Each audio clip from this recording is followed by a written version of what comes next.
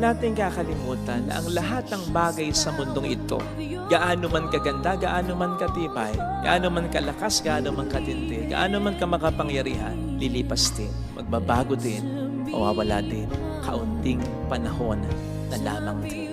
I-categorize natin sa dalawa na lang, sa mga masasaya nating karanasan, sa mga malulungkot nating karanasan, sa magaganda nating karanasan, sa mga pangit nating karanasan, sa mga sinasabi nating blessings, at sa mga sinasabi nating sufferings or problems.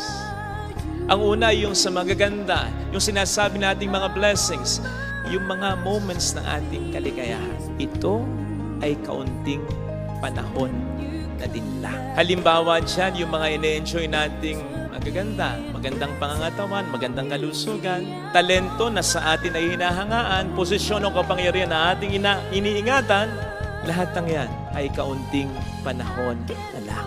Kahit nga ang isang buong pamilya, hindi man masira dahil sa problema o dahil sa pagiging pasaway ng isang miyembro ng pamilya, again, ito pa rin ay kaunting panahon na lang.